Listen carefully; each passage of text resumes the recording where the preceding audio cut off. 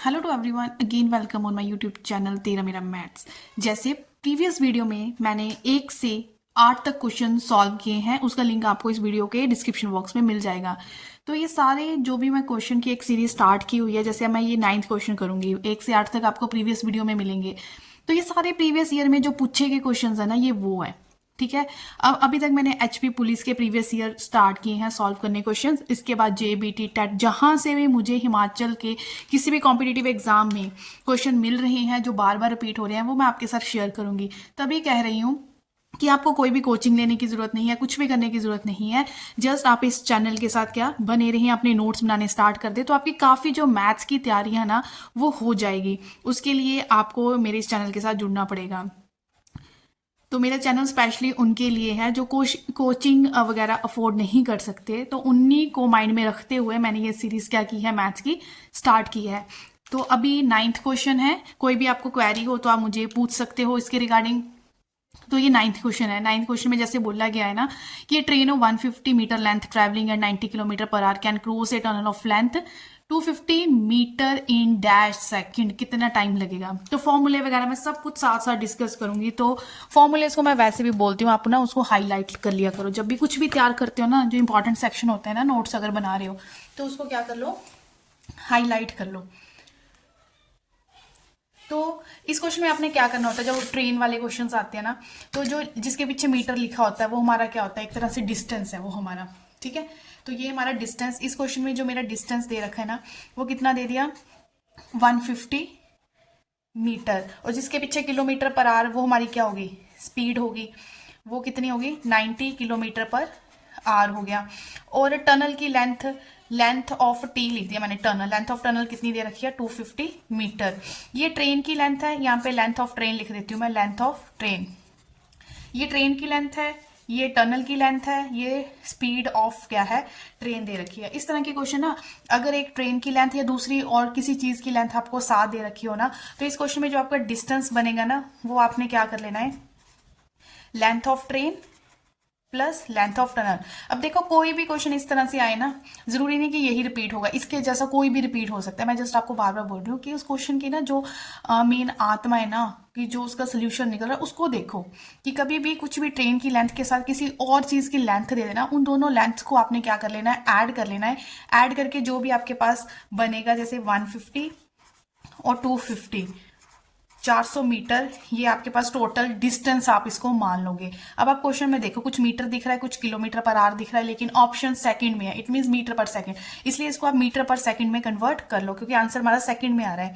तो जब भी किलोमीटर पर आवर को मीटर पर सेकंड में कन्वर्ट करते हैं, तो आप उसको मल्टीप्लाई कर दो 5/18 के साथ। तो 18 1 जा 18 5 जा, तो यहां से आ गया 25 मीटर पर सेकेंड। अब क्वेश्चन में आपके पास डिस्टेंस भी है, क्वेश्चन में आपके पास यहाँ से स्पीड भी आ गई।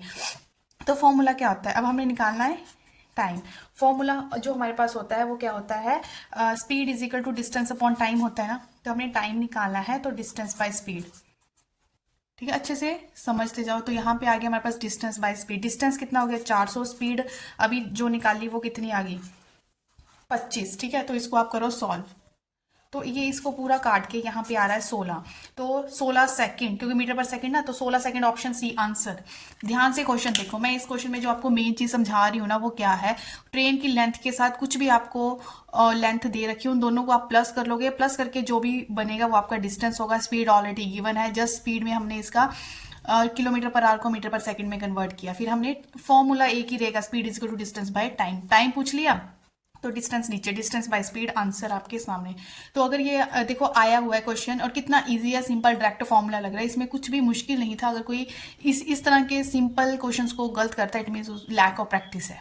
ठीक है, तो ये हो गया 9 क्वेश्चन अब तक मैंने इस सीरीज में करवा दिए हैं। 8 क्वेश्चन आपको फर्स्ट वीडियो में मिल जाएंगे, जो लिंक डिस्क्रिप्शन बॉक्स में है। ठीक है, नोटिफिकेशन के लिए बेल आइकन को जरूर प्रेस कर ले। अगर कहीं भी अच्छा लगा हो तो हिट द लाइक बटन। अब करते हैं नेक्स्ट क्वेश्चन।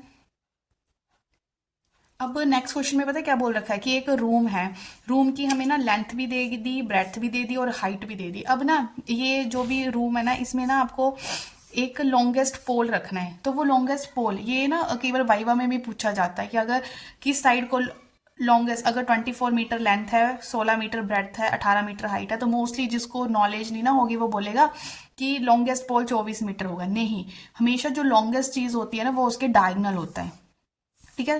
तो इसमें देखो पूछने को वो डायरेक्ट भी तो पूछ सकते थे कि इस क्वेश्चन में डायगोनल निकालो, पर वो डायरेक्ट नहीं पूछ रहे, वो बोल रहे हैं लॉन्गेस्ट पोल निकालो।